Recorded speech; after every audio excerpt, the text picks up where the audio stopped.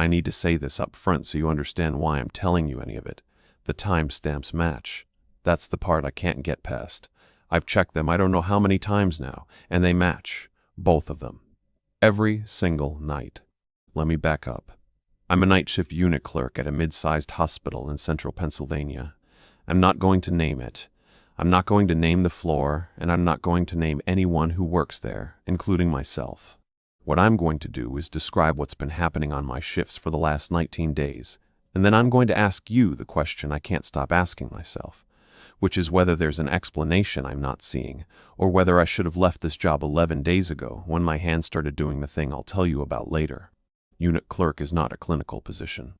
I want to be clear about that. I don't draw blood. I don't administer medication. I don't make diagnostic decisions. What I do is sit behind a long desk on the 4th floor, med-surg, 32 beds, 16 on each side of a hallway that makes a soft L shape near the supply room. And I manage the administrative throughput of the unit.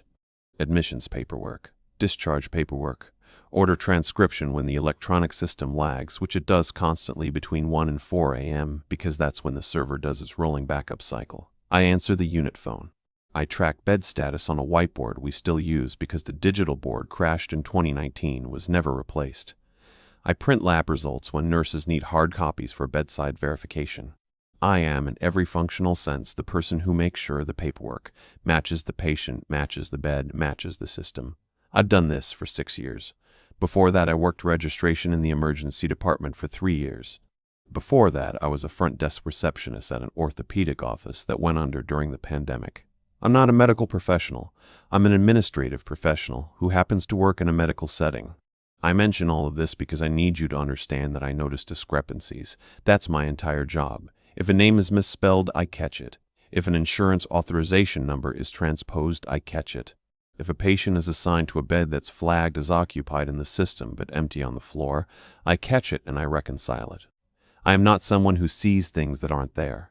I am someone who sees things that are there and that other people missed.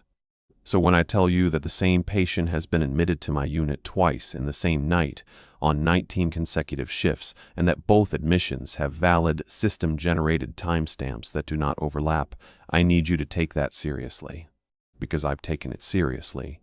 I've taken it so seriously that I stopped sleeping on my days off because I'm going through printouts I shouldn't have taken home, and the printouts agree with the screen, and the screen agrees with the timestamps, and none of it makes sense. Here's how a normal night works. I'll walk you through it because the details matter. I arrive at 6:45 p.m. My shift starts at 7:10. I park in the east garage, 3rd level, because the 2nd level is always full by the time evening shift overlap starts. I badge in through the side entrance near the loading dock, take the service elevator to 4, and walk the long way around to the unit desk because the short hallway past the chapel is locked after 6:30 p.m. due to a security policy that went into effect last October, after an incident I'm not going to describe because it's not relevant. The desk is a U-shape, open on the hallway side, closed on the back wall where the monitors are. 2 computers, both running the same EMR system. A printer that jams if you send more than 6 pages at once. The whiteboard. A phone with 4 lines, one of which is a direct line to the nursing supervisor's office on the 2nd floor. A smaller phone that only connects to the charge nurse's wireless handset. A rack of printed census sheets that get updated at shift change, midnight, and 4 a.m. I take over from Ellen, who works the day into evening overlap. Ellen is 61 and has been doing this longer than I've been alive. She gives me the rundown. Who's here? Who's pending discharge against medical advice? Who's coming up from the ED? Who's expected from post-op? Which beds are dirty? Which are clean? Which are on environmental services list for deep clean? She tells me if any of the nurses are in a bad mood and why, which is information that doesn't appear in any system but is essential to surviving the shift without incident. Ellen leaves. I sit down. I log in.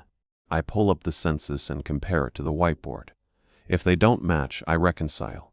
If they do match, I make a small check mark in the corner of my notepad, which is a yellow legal pad I bring from home, because the hospital-issued notepads are too small and I don't like the way the pages tear. I've used yellow legal pads for all 6 years. This will matter later. By 8 p.m., the floor has usually settled. Visitors are gone. Visiting hours end at 8,000 the med-surg, and the lights in the hallway dim automatically to what the nurses call night mode, which is about 60% of daytime brightness. It makes the floor feel longer. The hallway stretches differently at night. I don't mean that in any poetic way. I mean the reduced lighting eliminates the visual reference points your brain uses to gauge distance. So walking from the desk to room 432 at the far end of the L feels like it takes longer than it does during the day. This is relevant because a lot of what I'm about to describe involves my sense of time, and I need you to understand that I'm already aware of how subjective time perception can be in low-light, low-stimulus environments. I've read about it. I've thought about it. It's the first thing I considered, and it doesn't explain what's happening. On March 11th, I had 15 patients on the board when I came on. Routine number. 2 pending admissions from the ED, both flagged in the system as transport when ready, meaning they'd been seen, treated, or stabilized, and were waiting for a bed assignment and a ride upstairs. I'd already confirmed bed assignments with the charge nurse, Priya, who I worked with for 4 years and who is the most precise, detail-oriented nurse I've ever met. That matters. Remember that Priya was the charge nurse that night. The first admission came up at 9:22 p.m. I know the exact time because I log every admission in my notepad with the time the patient arrives on the floor, not the time the order was placed, and not the time the system generates the admission timestamp. These 3 times are almost never identical. The system timestamp is usually the earliest because it's generated when the admitting physician enters the order. The order place time is usually a few minutes later because the order has to be verified by the charge nurse. The arrival time, my time, is the latest because it reflects when the patient physically shows up on the unit via transport or wheelchair, or occasionally walking under their own power with a nurse escort. The patient who arrived at 9:22 p.m. was a woman. I'll call her Mrs. Marsh. That's not her name. I'm going to change every patient name in this account because I don't want to lose my job any faster than I'm probably already going to lose it. Mrs. Marsh was 67. Admitted for observation following a syncopal episode, she fainted at home and her daughter brought her to the ED. Her vitals were stable. Her labs were unremarkable. She was being kept overnight for a cardiac workup in the morning, which is standard for syncope in patients over 60. She was assigned to bed 4009, which is a single room on the left side of a hallway about halfway between the desk and the supply room. I did the intake paperwork, verified her name against her wristband, verified her date of birth, verified her insurance information, which had already been entered by the ED registration clerk, but which I check anyway because ED registration clerks work fast and make transposition errors about 15% of the time. Everything was correct. I entered her into the whiteboard. I printed a face sheet and a census update. I handed the face sheet to Priya, who initialed it and put it in the bedside chart holder. I sat back down. This is the part where the night is supposed to get quiet. And on that first night, March 11th, it did. For a while. At 1:47 a.m., the ED called up with an admission. This is normal. Overnight admissions happen all the time. People come to the ED at midnight. They get worked up. And by 1:20 a.m., the decision is made to admit. The unit phone rang. I picked it up, and the ED clerk, I think it was Dana, based on the voice, but I'm not positive, told me they had a patient coming up. Syncope observation. Bed assignment needed. I looked at the board. I had 2 open beds, 4027 and 4031. I assigned 4027 and told the ED clerk. She read back the patient information for verification, which is standard. The patient's name was the same, not similar, not a common name that could be coincidence. The same first name, the same last name, the same date of birth. I said, I think this patient is already here. I said it in the way you say something when you're correcting a clerical error, which is what I assumed it was.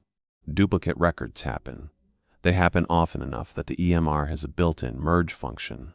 Someone in the ED enters a patient who already has a record, maybe because they used a nickname at triage, or because the previous visit was at a different facility in the network, and the system creates a second chart instead of appending to the first.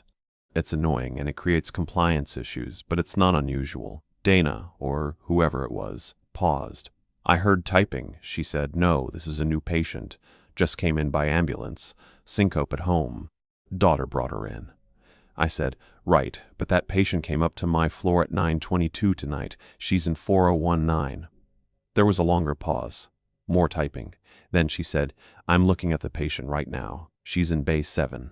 She's got a wristband. She's being packaged for transport. I want to stop here and describe what happened in my body at that moment, because it's the thing I keep coming back to. I didn't feel scared. I didn't feel confused exactly. What I felt was the very specific discomfort of two pieces of verified information being mutually exclusive. It's the same thing I feel when the system shows a bed is occupied, but I'm looking at an empty bed. Except in that case, there's always a resolution. Someone forgot to update the discharge, or the patient went down for imaging. There's always a next step that reconciles the discrepancy. I pulled up the EMR and searched the name. 2 records came up, 2 separate medical record numbers, 2 separate account numbers. The same name, the same date of birth, the same insurance, the same primary care physician, the same emergency contact, a daughter with the same name and the same phone number, the same chief complaint, syncope, the same method of arrival to the ED, private vehicle accompanied by daughter, the same triage time. No, not the same triage time. The first record showed a triage time of 7:14 p.m. The second showed a triage time of 12:51 a.m. I sat there for a moment. I looked down the hallway toward 4019. The door was mostly closed. The light was off. Mrs. Marsh, the first Mrs. Marsh, was presumably asleep in that room. I told Dana I needed to call her back. I hung up. I walked to 4019. I knocked softly, which is what you do at 1:50 a.m. when a patient is sleeping and you don't want to cause alarm. I opened the door. Mrs. Marsh was in the bed. She was asleep. The cardiac monitor showed a normal sinus rhythm. Her IV was running. She was real and she was there. I went back to the desk and I called the ED. I told Dana there had to be a duplicate record. I told her to check with the attending. She put me on hold. 2 minutes later, she came back and said the attending had assessed the patient and was entering the admission order now. She said, do you want the bed assignment or not? I took the bed assignment. What else was I going to do? At 2014 a.m., transport brought a patient to the 4th floor. A woman in a wheelchair. A transporter I recognized. Marcus, who's been there about 2 years. Quiet guy, reliable. He wheeled her up to the desk and handed me the face sheet. I looked at the patient. She was a woman in her late 60s. She was wearing a hospital gown. She had a wristband on her left wrist. She looked tired in the way that people look tired when they've been in an emergency department for 2 hours, which is to say, exhausted and slightly dazed, and wanting very much to sleep in a dark room. I looked at the face sheet. Same name, same date of birth, same everything. I looked at the patient. I need to be very precise here. I did not recognize her as the woman in 4019. I also did not recognize her.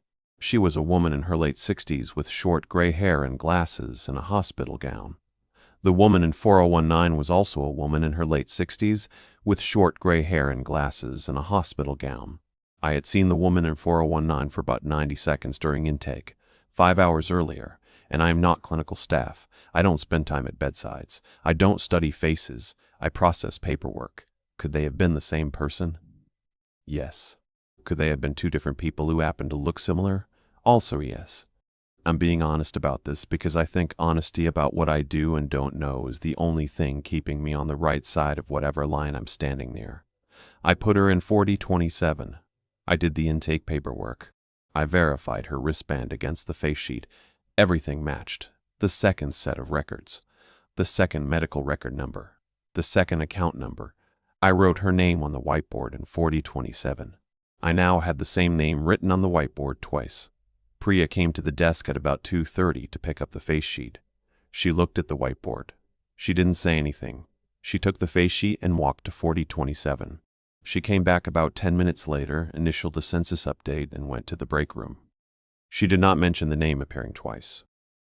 I don't know if she noticed. I don't know if she noticed and didn't think it was worth mentioning. I don't know if she looked at the whiteboard at all.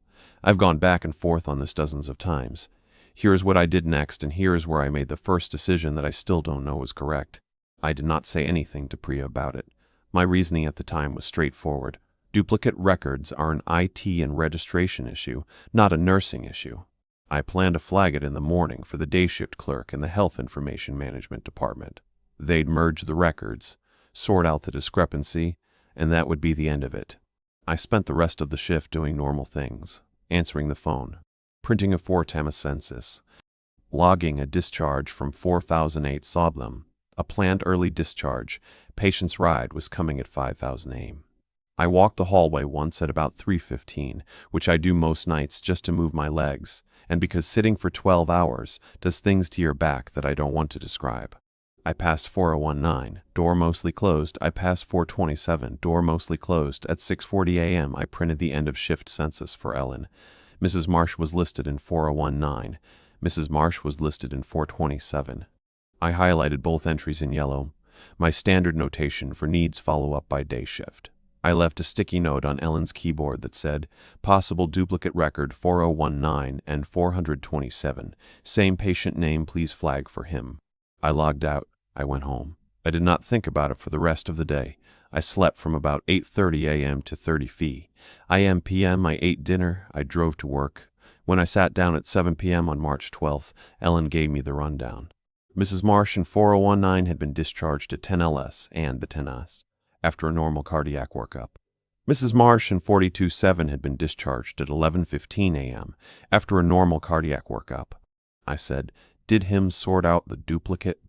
Ellen looked at me with the particular expression she uses when she doesn't know what I'm talking about and is deciding whether to ask. She said, what duplicate? I pointed at the sticky note which was still on her keyboard. She picked it up.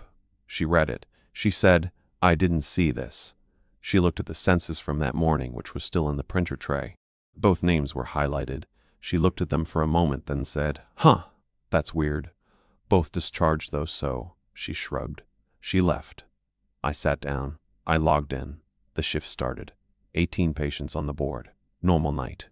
I didn't think about Mrs. Marsh until 9:48 p.m. when the ED called with an admission. Syncope observation. Female patient, 71 years old. I'll call her Mrs. Linden. Again, not her real name. I took the bed assignment. Transport brought her up at 10:20 p.m. I did the intake. She went to 4012. Everything normal. At 2:33 a.m., the ED called with an admission. Syncope observation. Female patient, 71 years old. Same name. Same date of birth. I want to describe the feeling more precisely this time because it was different from the first night. On March 11th, I felt the mechanical discomfort of a data mismatch. On March 12th, I felt something that I don't have a clinical word for, but the closest I can get is recognition of repetition before the repetition was complete. The ED clerk was still reading me the patient information, and I knew what she was going to say before she said it. Not because I'm psychic, because the pattern was already there. I just hadn't admitted it yet. I went through the same steps. I checked the room. 4012, Mrs. Linden, sleeping, real, present. I called the ED back. I accepted the admission. Transport brought the second Mrs. Linden up at 3005 a.m. I put her in 4024. I did the paperwork. I wrote the name on the whiteboard twice. This time I told Priya. I said, this is the second night in a row this has happened. Priya looked at the whiteboard. She looked at me. She said, second night in a row what has happened? I said, 2 patients with the same name, same DOB, same complaint, admitted separately in the same shift. Priya pulled up both records on the computer. She scrolled through them. She said, different MRNs, different account numbers. It's probably a system thing. Did you flag it for him? I said I had flagged the previous night's instance and it hadn't been addressed. She said she'd mention it to the nurse manager in the morning. She went back to her rounds. I want to pause here and tell you something about Priya, because her reaction is important for what comes later. Priya is not someone who dismisses things. In 4 years of working with her, I've seen her catch medication errors that would have reached the patient if she hadn't intervened. I've seen her question a physician's order because the dosage didn't match the patient's weight, and she was right. She is careful. She is attentive. And she looked at 2 identical names on the whiteboard, and her first response was to check the system, confirm they had different record numbers, and move on. At the time, I thought she was being appropriately clinical. Nah, I'm not sure what she was being. March 13th. Same thing. Different patient. A man this time. I'll call him Mr. Dole. 83. Admitted at 8:55 p.m. for chest pain observation. Rule out MI. His troponins were negative, and his EKG was normal, but he was being kept for serial labs. He went to 406. At 1:18 a.m., the ED called. Chest pain observation. Rule out MI. Mr. Dole. Same name, same date of birth. Troponins negative. EKG normal. I didn't argue. I didn't check the room first. I took the bed assignment and I put the second Mr. Dole in 4029. I wrote the name on the whiteboard twice, and I sat there and I looked at it. Here is the question I started asking myself on the third night, and I need you to sit with it the way I'd been sitting with it. If the system generates two different medical record numbers, two different account numbers, two different admission orders, signed by two different ED physicians, two different sets of labs drawn and resulted, two different nursing assessments completed by two different nurses, at what point is it a duplicate, and at what point is it two patients? Because I checked. I went through the records side by side. The first Mr. Dole had labs drawn at 7:30 p.m. and resulted at 8:40 p.m. The second Mr. Dole had labs drawn at 12:15 a.m. and resulted at 1002 a.m. and resulted at 12 a.m. Different phlebotomists, different specimen IDs, different result timestamps. The vital signs were similar but not identical. The first Mr. Dole's blood pressure at admission was 142/88. The second's was 138/88. The second's was 138/88. The first Mr. Dole's admitting physician was Dr. Carr. The second's was Dr. Okonkwo. These are not the hallmarks of a duplicate record. A duplicate record has one set of data copied or linked to two chart shells. This was two complete independent datasets for two apparently independent patient encounters. The only things that matched were the patient's identifying information and the clinical scenario. I started keeping a separate log on March 13th. Not on my yellow legal pad, on loose sheets of paper that I folded and put in my jacket pocket at the end of each shift. I recorded the date, the patient name I'd later change, the first admission time, the second admission time, the bed numbers, and any details I could note without leaving the desk. I did this because I knew that if I tried to explain the pattern to anyone, the first thing they'd ask for is documentation, and I wanted to have it. March 14th. A woman I'll call Mrs. Aziz, 58, diabetic ketoacidosis, stabilized in the ED, admitted for insulin drip management and monitoring. First admission at 10:04 p.m. Second admission at 3:12 a.m. Same name, same DOB, same diagnosis. Different MRNs, different account numbers, different admitting orders, different lab sets. March 15th. A man I'll call Mr. Cahill, 76, fall with a hip contusion, no fracture, admitted for pain management and PT evaluation. First admission at 9:15 p.m. Second at 2047 a.m., March 16th. A woman I'll call Mrs. Ose, 64, pneumonia. First admission 8:30 p.m., second 1:55 a.m. I need to tell you about the times. I started tracking them on a separate sheet, just the first and second admission times, night after night. The first admission was always between 8:30 and 10:30 p.m. The second was always between 1:03 and 30 a.m. The gap was never less than 4 hours, and never more than 6. I don't know what to do with this information. I stared at it. I've tried to correlate it with the EMR backup cycle, which runs between 10:10 to 4 a.m. I've tried to correlate it with shift changes in the ED, which happen at 7:00 p.m. and 7:10 to 4 a.m. I've tried to correlate it with transport staffing, with lab processing times, with the lunar cycle, for God's sake, because I was running out of variables. Nothing correlates cleanly. The gap exists and I can't explain it. On March 17th, I did something I've been avoiding. After the first admission, a man I'll call Mr. Petrus, 69, admitted for atrial fibrillation with rapid ventricular response, rate controlled in the ED. I went to his room at 1100 Pentence, bringing a corrected face sheet. I looked at him. I studied his face.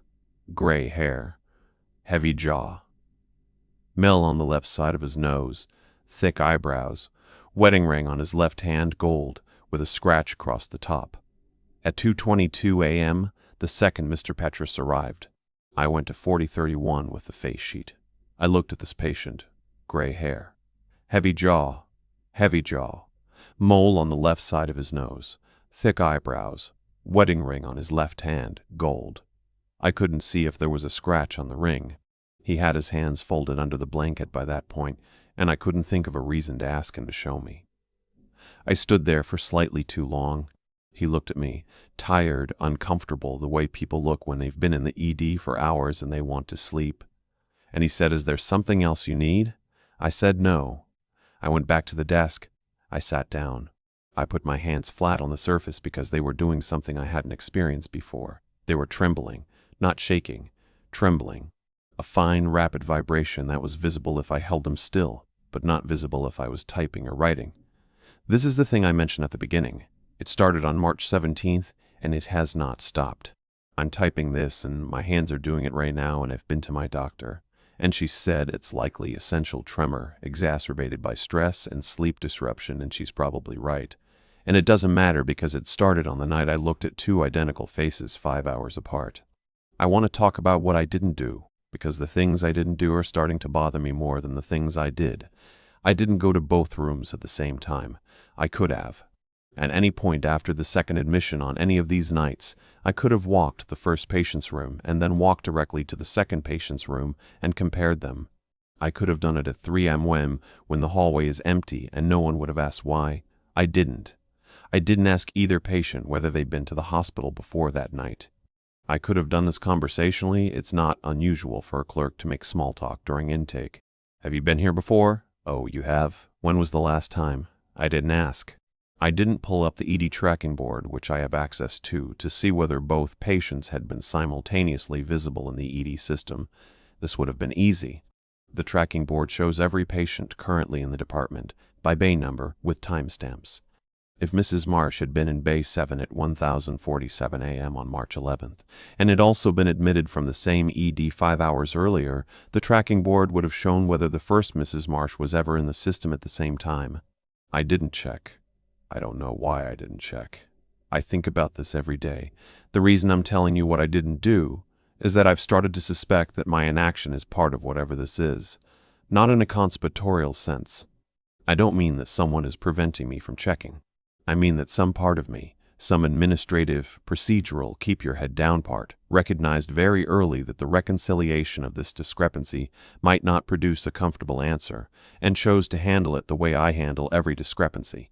Document it, flag it, and let the appropriate department deal with it.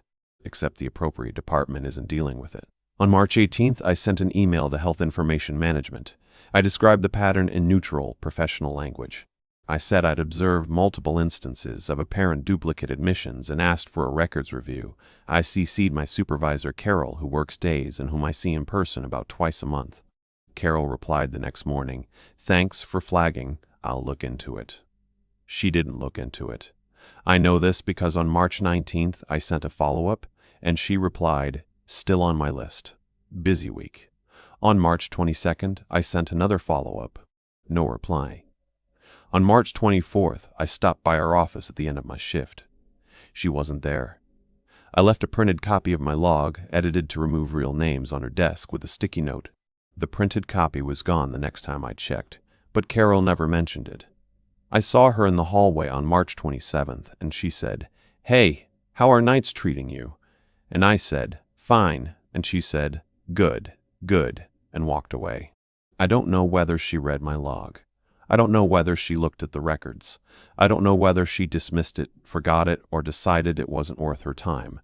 Any of these are possible. Carol manages 4 units and a staff of about 60. One clerk's anomaly report, especially one that doesn't involve patient safety in any obvious way, could easily be buried under more pressing work. But here's what I keep thinking.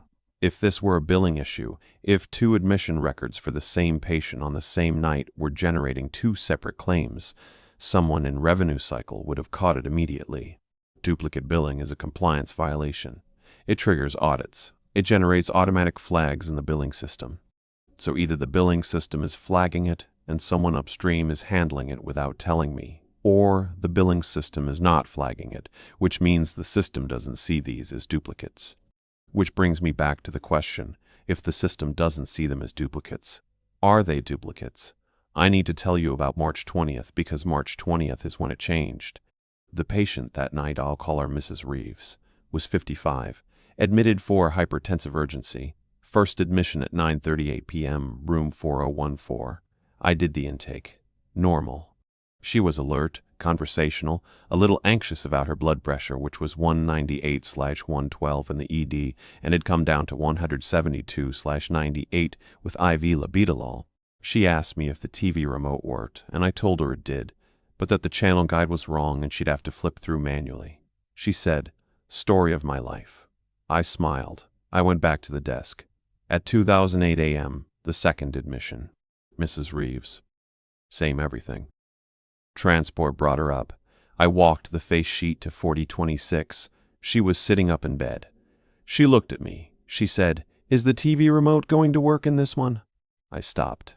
I felt the floor do something under my feet that was probably nothing but felt like a shift, a settling the way a building moves in a way you're not supposed to notice. I said, "Excuse me?" She said, "The remote. Last time, the channel guide was wrong." I said, "Last time?" She looked at me the way you look at someone who isn't keeping up. She said, "I was here earlier tonight. They discharged me and then I had to come back." My blood pressure went up again at home. I don't know how long I stood there. It wasn't long. It was probably 3 seconds. But in those 3 seconds, I went through every possible interpretation. She was confused. She was thinking of a previous visit. She was making a joke. She was telling the truth. If she was telling the truth, then the first Mrs. Reeves had been discharged at some point during my shift without my knowledge, gone home, had a recurrence, returned to the ED, and been readmitted. This is medically plausible. It happens. It's called a bounce back, and it's a quality metric that hospitals track because high bounce back rates indicate inadequate treatment or premature discharge. But I had not processed a discharge for Mrs. Reeves. I had not updated the whiteboard, I had not received a discharge order in the system, and when I returned to the desk and checked room 4014 on the census, Mrs. Reeves was still listed there. Occupied. Active patient. I walked to 4014. I knocked. I opened the door. Mrs. Reeves was in the bed, asleep. IV running. Cardiac monitor showing normal sinus rhythm. She was there. I walked back to 4026. Mrs. Reeves was watching television. She had found a channel. She looked up at me and said, "Did you need something?" I said, "No, sorry, wrong room." I went back to the desk. I sat down. My hands were trembling. I opened my notepad to the current page and I tried to write the time, 2:19 a.m., and the pen didn't move because my hand wouldn't stay steady enough to form numbers. I pressed harder. I wrote it. It was legible, but barely. I need to talk about the hallway now. Between 2:30 and 4 a.m. is the quietest part of the shift. The lights are at their dimmest. Most patients are asleep. The nurses are doing charting or taking their breaks in rotation. The phone rarely rings. The hallway is empty. It is in this window that I do my 3:15 walk, and it is in this window that I started paying attention to something I'd never had a reason to pay attention to before. The rooms with the duplicate patients are always on the same side of the hallway. Not adjacent, I checked, but the same side. And the doors of the duplicate patient rooms are always in the same position, mostly closed with about a 4-inch gap. I measured this on March 23rd using a ruler from the supply room. The gap in the first patient's door and the gap in the second patient's door were both 4 inches. I don't know what this means. It might mean nothing. Doors in hospitals settle to a natural resting position based on the hinge tension and the air pressure differential between the room and the hallway. 4 inches might just be where these doors settle. But I measured 15 other doors on the same night. They ranged from fully closed to about 7 inches open. Only the 2 duplicate patient doors were at 4 inches. Only those 2. I mentioned this to Priya on March 23rd. Not the measurement, just the observation that I'd noticed the doors were always in the same position. She said the CNAs probably set them that way during rounds. They check on patients every 2 hours and leave the doors cracked so they can hear if someone calls out. I said, "Right, but I measured them and they're exactly the same." She gave me a look, not unkind, concerned. She said, "Are you sleeping okay?" I said I was fine. I'm not fine. I want to be clear about that. I haven't been fine since March 17th, which was the night with Mr. Petrus and the wedding ring. I am functioning. I show up on time. I process paperwork accurately. I answer the phone, update the whiteboard, print the census. No one has complained about my performance. But underneath the functioning there is a layer of something that I can only describe as hypervigilance without an object. I'm watching everything. I'm noticing everything. I'm noticing things I never noticed in 6 years. The exact pitch of the elevator chime. The number of ceiling tiles between the desk and the supply room. 47. The way the second computer screen has a faint yellow cast compared to the first computer screen, the fact that the printer makes a different sound when it's printing a face sheet versus a lab result because face sheets are formatted with a header that requires more toner coverage. I'm noticing all of this, and none of it is useful, and I can't stop. This is what I think is happening to me, and I say I think because I'm aware that I could be wrong, and that being wrong about this would be a relief. I think my pattern recognition faculty, which is the skill my entire job is built on, has been activated by something it can't resolve, and it's now running continuously, searching for correlating data in everything I perceive. And it's not finding correlating data because there is no correlating data in everything I perceive, and it's not finding correlating data because there is no creepypasta. March 25th. I'll call the patient Mr. Halsey, 70. KB exacerbation. First admission at 9:05 p.m. Second admission at 1:40 a.m. By this point I had developed what I can only call a procedure.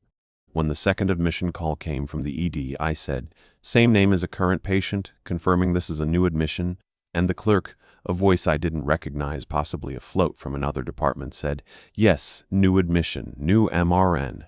I said fine and took the bed assignment. But on this night I did something different. After the second Mr. Halsey was settled, I went to the first Mr. Halsey's room, 4N, and I checked the whiteboard outside his door. Every room has a small dry erase board next to the door where the nurse writes their name, the CNA's name, the date, and the patient's fall risk status. The first Mr. Halsey's board read, RN Priya, CNA Diane, fall risk, yes. Date nay, fall risk, yes. Date 3/25. I went to the second Mr. Halsey's room, 4:30, and checked that board. RN Priya, CNA Diane, fall risk, yes. Date 3/25. Same nurse, same CNA, assigned to both. This should not have surprised me. Priya was the charge nurse, and she did primary care for a section of rooms. If both patients were in her section, she'd be assigned to both. And Diane was the CNA for that section, so she'd be on both boards. This was normal. This was explainable. But seeing Priya's name written in her handwriting on two boards for two patients with the same name, made something contract in my chest that I haven't been able to relax since. I decided that night that I was going to talk to Priya directly, not about the doors or the times, about the patients. I was going to ask her whether she had noticed that she was caring for two patients with the same name and the same presentation on the same shift, and whether this had happened on every shift she'd worked with me for the past 2 weeks. I waited until 4 a.m. Priya came to the desk to sign off on a medication order. I said, "Can I ask you something?" She said, "Of course." I said, "Have you noticed the duplicate admissions?" She looked at me. Her face did something that I had been replaying in my mind. It went still, not blank, still. The way a person's face goes still when they're choosing their next sentence carefully. She said, "What do you mean?" I said, "Every night. A patient gets admitted, and then the same patient, same name, same birthday, same diagnosis, gets admitted again a few hours later, every night, for 2 weeks." Priya looked at the whiteboard. She looked at the 2 entries for Mr. Halsey. She looked back at me. She said, "I have 2 patients named Halsey. They're in different rooms. I've assessed both. They're different people." I said, "Have you compared their faces?" She paused. She said, "I chart separately for both. Their vitals are different. Their assessments are different. They're different patients with the same name. It happens."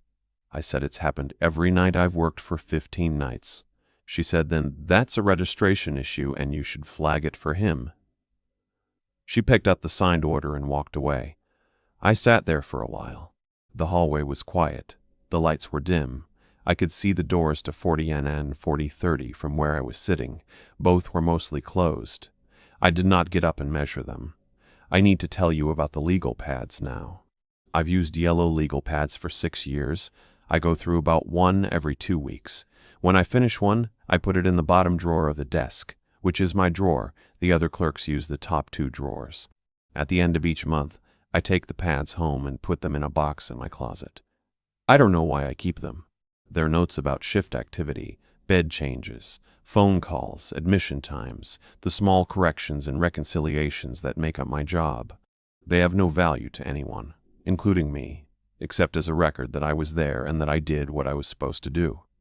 On March 26th, I pulled out my current legal pad to start the shift, and I noticed something.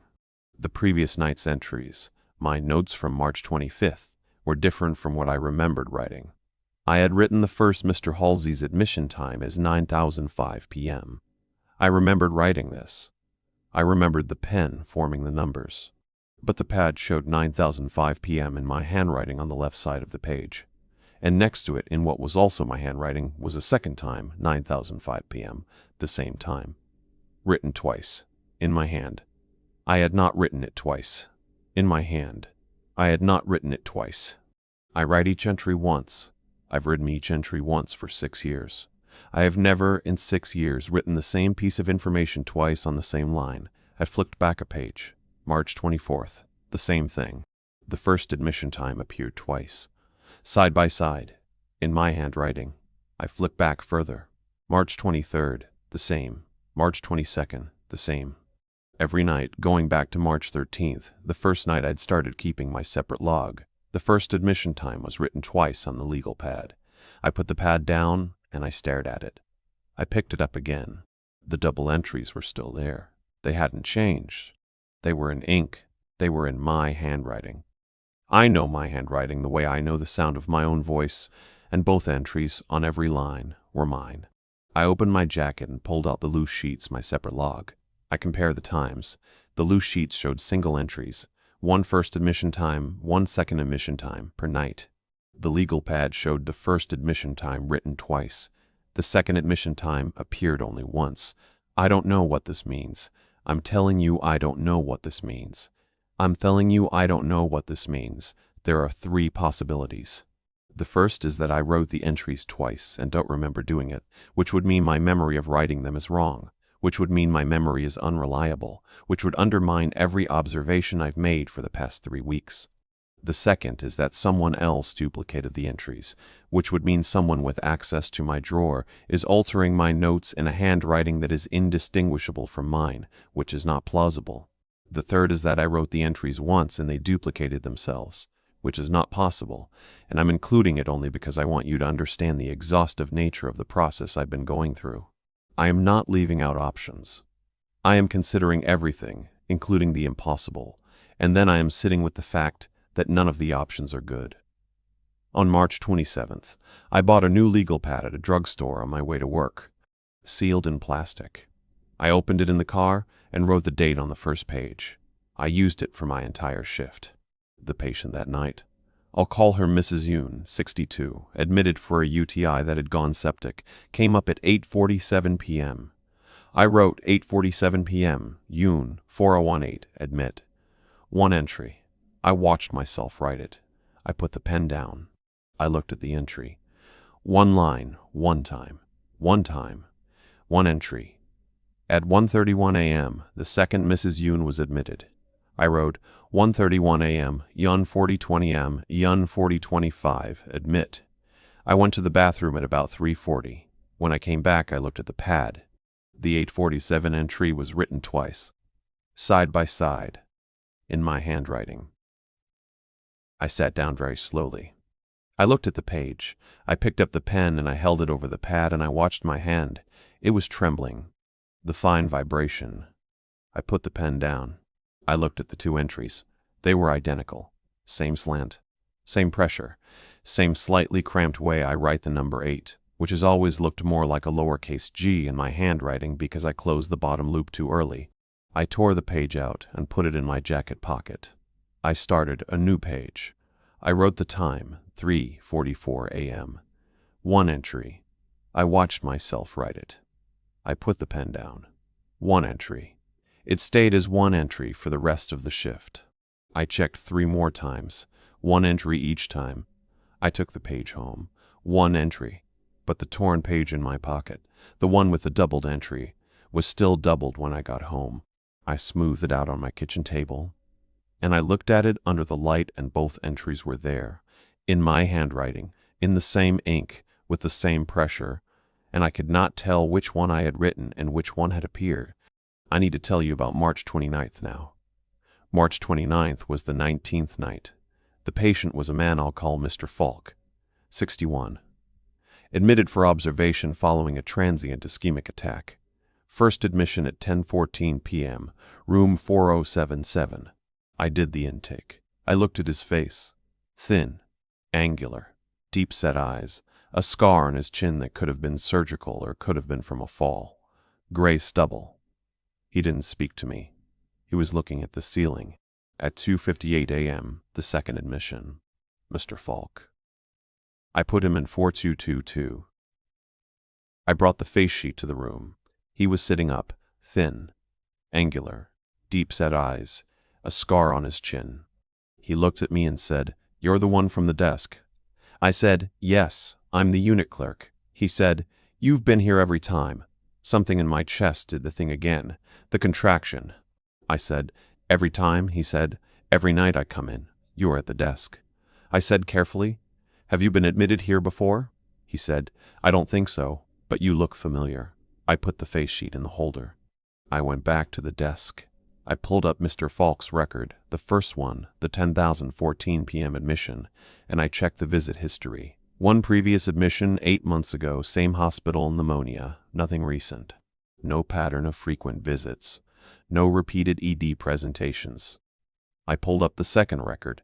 Visit history, one previous admission, 8 months ago, pneumonia. The same previous admission was in both records. The same one.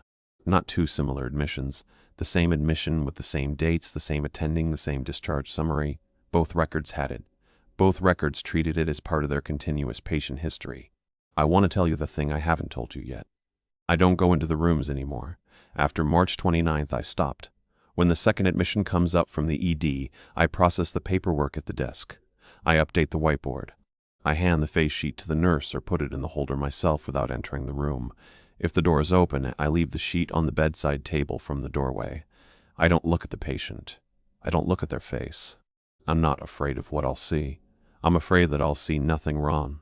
I'm afraid that the patient in 4022 and the patient in 47 will look completely different, and that the pattern will collapse, and that I'll have to accept that I've been tracking a statistical anomaly, an unlikely but possible run of same name, same DOB admissions for 19 days, and that the doubled entries on my legal pad are the product of fatigue, and that the tremor in my hands is stress, and that Mrs. Reeves remembering the TB remote was a confused patient confusing one visit with another, and that everything is fine. Because if everything is fine, then I am not fine. And if everything is not fine, if what I've been documenting is real, if the same patient is genuinely being admitted twice every night in a way that produces two complete, independent, system-verified records, then the system I've spent 9 years trusting is doing something I don't have language for, and I have to decide whether to keep showing up. I'm still showing up. My next shift is tonight. It will be night 20. I already know what's going to happen. Sometime between 8:30 and 10:30, someone will be admitted to my floor.